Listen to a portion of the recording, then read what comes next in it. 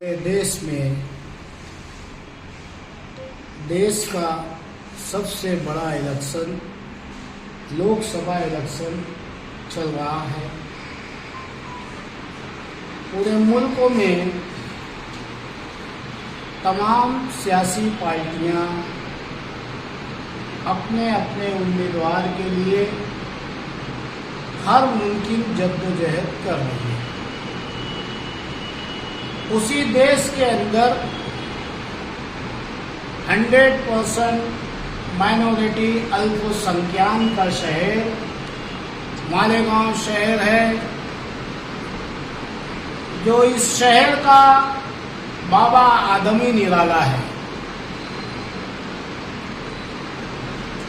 मालेगांव शहर में मसाइल के अंबार हैं। जनता की तकलीफें, इतनी तकलीफें हैं जनता को कि जिसकी कोई मिसाल नहीं दी जा सकती। लेकिन जो संविधान बचाने का, कानून बचाने का और जिस पार्लियामेंट के अंदर पूरे मुल्क की जमहूरियत के लिए यकसा होकर काम करने का ऐलान करने वाला ऐसा पार्लियामेंट, उसमें कहीं दूर तक मालेगांव शहर का नामो निशान नहीं दिखता।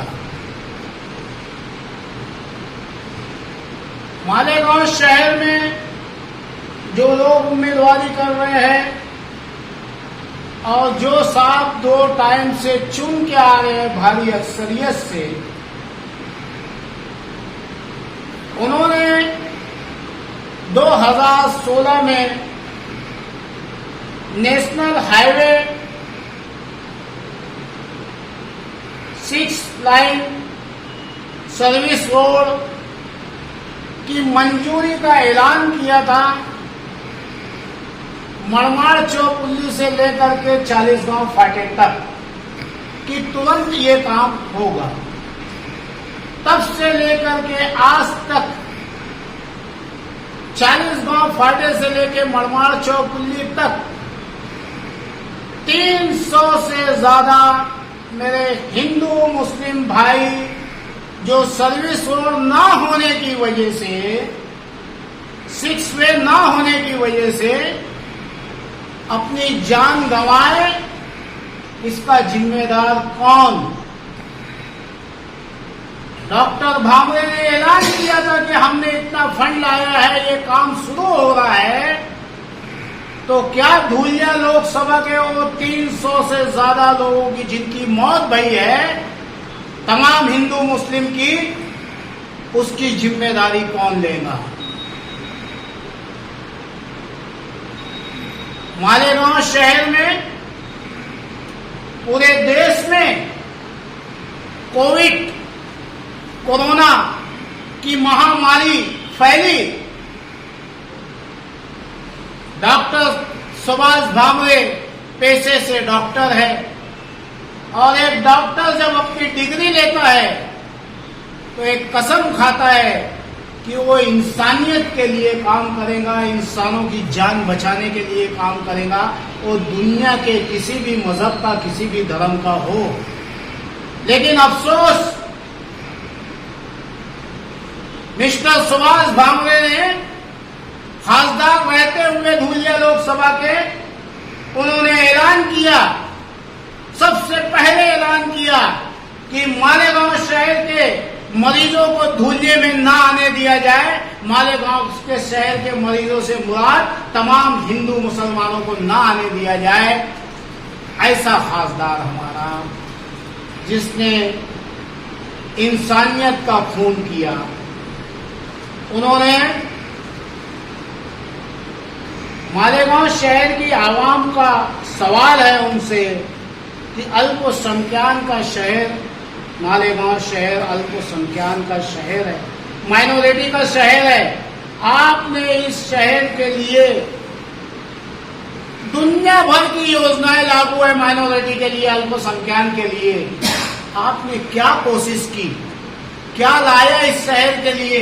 आप चाहते तो मालेगांव से धूलिया तक, धूलिया से सटाना तक दुल्हन बना देते, लेकिन आपने क्या किया? ये मालेगांव शहर के नहीं, धूलिया लोकसभा के हर कैंडिडेट का आपसे सवाल है।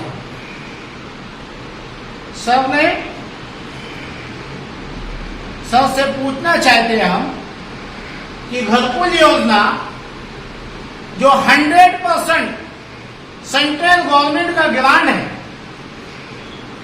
जो 21,684 खोलियां मालेगांव में तमाम हिंदू मुसलमानों के लिए बनने वाली थी, उसका जो बोगस काम हुआ उसका जिम्मेदार कौन? आप तो सेंट्रल गवर्नमेंट में सरकार में बैठे हुए एक ऐसे मिनिस्टर थे, डिफेंस मिनिस्टर थे आपका काम था जहां पे 200 करोड़ से ज्यादा का भ्रष्टाचार हुआ है, बदउनवानी हुई है, वो घरकुल योजना जो कभी भी गिर सकती है, हजारों लोगों की जान जा सकती है। मोमरा का कांड भूल गए क्या? मोमरा की पक्की बिल्डिंग बैठ गई, 267 लोग मारे गए। जो 100% सरकार की योजना आज सड़ रही है, कुत्ते लौट रहे वहां पे, तो मिस्टर सुभाष भामरे, आपने इस 200 करोड़ की बदउनवानी, हमने आपको लेटर दिया कि यहां पे भ्रष्टाचारी हो रही है, आपने लोकसभा में, आपने पार्लियामेंट में आवाज क्यों नहीं उठाई? आपने सरकार से डिमांड क्यों नहीं किया कि आप इसकी ईडी से जांच होनी चाहिए, जो इसके अंदर जो इस भ्रष्टाचारी में मुलविस है उनको जेल की सलाखों के पीछे डाला जाए? मालेगांव शहर में अनगिनत आप धूलिया लोकसभा के उम्मीदवार हो, धूलिया से सडाना तक, जहां तक हमारी हद है वहां तक आपने क्या किया? दूसरी चीज, मैं मालेगांव शहर की गयूर आवाम से कहना चाहूंगा, अल्पसंख्यक माइनॉरिटी की आवाम से कहना चाहूंगा कि सेकुलर उम्मीदवार, ये सेकुलर क्या है भाई? ये सेकुलर कौन है भाई? ये सेकुलर वो है क्या जो लाखों वोट आपकी लेता है और इलेक्शन के बाद 5 साल तक आपको पूछने तक नहीं आता? ये सेकुलर उम्मीदवार है, इसे वोट दी जाए? मालेगांव शहर के मसाइल हैं, दुनिया के मसाइल हैं, उसे कौन हल करेगा? आप वोट दीजिए, दिल खोल के वोट दीजिए। मैं मालेगांव शहर के गयूर मुसलमानों से अपील करता हूं कि घर के बुजुर्गों से लेके हर वो शख्स तक जिसकी पार्लियामेंट वोट आई है, वो घर से निकले और जाके अपनी वोट दे, लेकिन सवाल तो करे कि मालेगांव शहर में एक हॉस्पिटल नहीं है, एक ऐसा हॉस्पिटल नहीं है कि ठीक से मेरी एक हामला बहन की डिलीवरी यहां हो सके। कहीं उन्हें धूलिया ट्रांसफर कर दिया जाता है, कहीं नासिक ट्रांसफर कर दिया जाता है। बच्चों के खेल कूद के मैदान नहीं है, अल्पसंख्यक का शहर है, यहां पे 2 डैमों से हमको पानी आता है, पानी की व्यवस्था नहीं है, किसी चीज की पावर लूम, एक बुनकरों का शहर है, उनके लिए कोई सब्सिडी नहीं है। आप अपना एक मुद्दा बनाइए, मुद्दा बना के और आपके सेकुलर उम्मीदवार को बताइए कि भाई साहब ये हमारे शहर के मसाइल है, आज आप हो कल भाग जाओगे, इसकी क्या गारंटी? अब मालेगांव शहर के लीडर, तमाम लीडर जो 5 साल तक आप ही मीडिया के, आप सोशल मीडिया के लोग दिखाते रहते हैं, 5 साल तक शौकन की तरह पानी पी पी के लड़ते हैं, सुबह आंख खुलती है तो उसको गाली देता है, शाम को उसको गाली देता है। वो स्टेज लगा के बताता है वक्त तो आएगा तेरे महल्ले में बताऊंगा, वो बोलता है तेरे महल्ले में बताऊंगा। इन सब की अचानक पार्लियामेंट इलेक्शन आने पे एक सुर में इनकी तोती क्यों बोलने लग जाती है कि सेकुलर उम्मीदवार को वोट दो। सेकुलर के नाम पे फिरका परस्तों से इनकी कोई बड़ी डील तो नहीं है। क्यों नहीं निकलवाते ये घरों से? क्या ये लोग एक दूसरे को बिस्सी उठाने बोलने वाले खुद तो नहीं, सबकी सब मिलके बिस्सी उठाने के चक्कर में थे? वो सेकुलर का दावा देने वाले, वो इंडिया अलायंस के लोग महाराष्ट्र में 12 करोड़ 50 लाख से ऊपर की आबादी है, 30% से ज्यादा मुस्लिम आबादी है। इस सेकुलर लोगों को एक सेकुलर मुसलमान नहीं मिला 48 सीट में से। एक पूरे महाराष्ट्र में सिर्फ मुसलमानों की वोट लेने के लिए आप सेकुलर, और टिकट देने के लिए हम फिरका परस्त, हम दहशतगर्द। आप पूछिए आज के उम्मीदवार से कि कल कभी 12 नवंबर जैसा मामला मालेगांव शहर में पेश आया तो कौन हमारे साथ खड़ा रहेगा?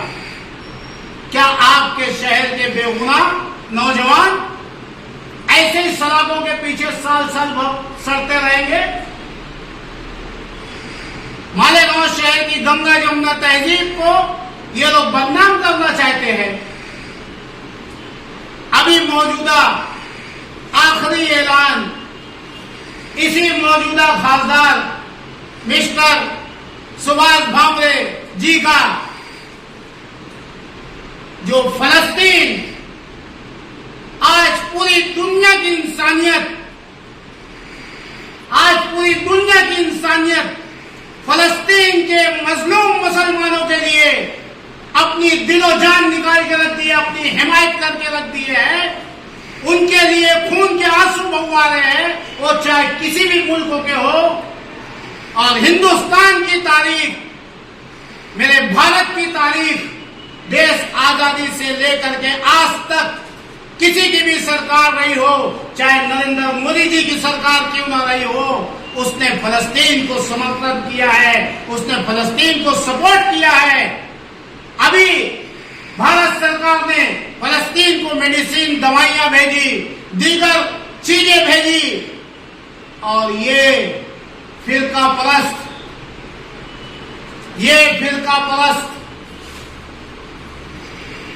खासदार,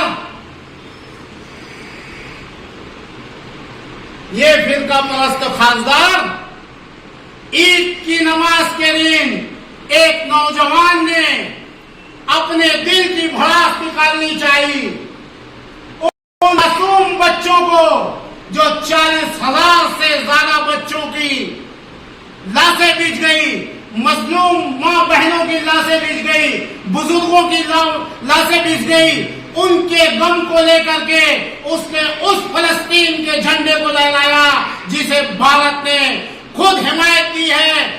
इस भारत ने उसे मदद भेजी है, हमेशा दोनों साथ में खड़े रहे हैं।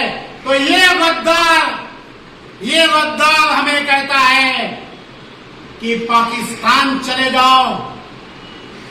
मिस्टर भामरे, आज रिजवान बैटरी वाला फलस्तीन का झंडा लहरा रहा है, तुझ में दम है तो तू मुझे पाकिस्तान भेज के बता। मुझे पाकिस्तान भेजने से पहले मेरे हाथ में मेरा तिरंगा है। इस मुल्क ने, जिसने उन्हें दवाइयां भेजी है, मेडिसिन भेजी है, उन्हें मदद भेजी है, हमेशा फलस्तीन के साथ खड़ा रहा है। ऐ गद्दार खासदार, तू पहले इन्हें पाकिस्तान भेज। पाकिस्तान का नाम लेके मुसलमानों को नहीं बदनाम करना भाई, लेके खड़े रहो। मुसलमानों की तारीख तुम्हें याद नहीं है तो मैं 1 मिनट में याद दिला दूं। 1965 का युद्ध याद कर लीजिए, जब पाकिस्तान और भारत की जंग हुई थी और भारत हारने के मोड़ पे खड़ा था, उस वक्त इस धरती से पैदा हुआ मुसलमान वीर शहीद अब्दुल हमीद वही मुसलमान था जो पाकिस्तानियों के टैंक को उड़ा करके और भारत की लाज रखी थी, अपने आप को शहीद कर दिया था। हम इस मिट्टी से पैदा हुए हैं और इस मिट्टी में दफन होंगे। ये मुल्क और जितना तुम्हारा है उतना ही हमारा है, ये तुम्हारे बाप का नहीं है। हमें पाकिस्तान के एजेंट कहने वालों अपने गिरेबान में झांको, हमने इस मिट्टी को लहू दिया है, तुम पाकिस्तानी हो क्या? धुलिया लोकसभा के लोग वोटर्स हर जाति के हर मजहब के, मेरा सवाल है मेरे हिंदू भाइयों से, मेरे भाई आप फलस्तीन के मुसलमानों के लिए आवाज बुलंद कर रहे हो और एक सांसद में बैठा हुआ खासदार आपके लिए इस तरीके की बात कर रहा है, हमारे भारत को बदनाम कर रहा है। क्या ऐसे आदमी को वोट दोगे आप? हमारे गांव शहर के मैं ओलमाए के नाम से, सोशल वर्करों से, सामाजिक काम करने वालों से सबसे अपील करना चाहूंगा, कोई सेकुलर नहीं है, मुसलमान के लिए कोई सेकुलर नहीं है। बाबरी मस्जिद की पहली ईंट किसके घर में रखी है वो दुनिया जानती है। अपने आप को सेकुलर बोलने वालों, बाबरी मस्जिद की पहली ईंट किसके घर में रखी है वो दुनिया को जग आया है। आप अपनी वोट का सही इस्तेमाल कीजिए, इनसे रिटर्न में लीजिए कि आप चुन के आओ या मत आओ, हमारे गांव शहर की आवाम का क्या, जिन्होंने लाखों की तादाद में वोट डाला है और वोट डालना चाहिए, हर इलेक्शन में डालना चाहिए, चाहे वो ग्राम पंचायत का हो, महानगर पालिका का हो, असेंबली का हो, लोकसभा का हो, आपका अधिकार है, वोट दीजिए। इस्लाम कुरान आपको इजाजत दे रहा है कि वोट दीजिए, वोट देना चाहिए। लेकिन हमारे गांव शहर की आवाम इन सियासी चमचे, ये दलालों से जो आज संविधान और दस्तूर बचाने की बात कर रहे हैं, बैटरी वाला इनसे पूछ रहा है, भाई साहब 50 साल में तुमसे मालेगांव की रोड नहीं बनी रे भैया, मालेगांव की गटर नहीं बनी रे भैया, मालेगांव की रिजर्व जमीन, गार्डन की जमीन बेच के खाने वाले आप लोग हैं रे भैया, मालेगांव शहर के 12-25 के टुकड़े करके बेचने वाले आप लोग हैं रे भैया। गार्डन की जमीन, स्कूल की जमीन, कब्रिस्तान की जमीन, हाँ खेलकूद की जमीन, मार्केट की जमीन, तुम्हारे को बताऊं 11,000 कॉलोनी की तकरीबन 36 एकड़ जमीन, ये सब तुम लोगों ने बेच के खाया रे चोरों। इनके बोलने में आप वोट मत दीजिए, इनसे सवाल कीजिए कि किसने बिस्सी बिस्सी कहने वालों, किसने कितने की बिस्सी उठाया। मेरा हमारे गांव शहर की धुलिया लोकसभा की आवाम से गुजारिश है, आप अपनी वोट दीजिए और हमारी हिंदुस्तानी गंगा जमुना तहजीब को कायम रहने दीजिए, भाईचारगी बढ़ाइए, अपने वो पुराने दौर को याद करिए, हमारे वालिदैन के टाइम कि लोग किस तरीके से एक दूसरे से मिलते थे। मेरे भाई, ये लीडर आज है कल नहीं रहेंगे, ये देश और हम हमेशा रहने वाले हैं। हम मिलजुल करके काम करें और सही आदमी को वोट दें, सही आदमी को चुन के लाए, सही आदमी से रिटर्न में ले। यही रिजवान बैटरी वाले का मकसद है, यही हमारा मुतालबा है। जय हिंद, जय मां। पार्लियामेंट इलेक्शन में कई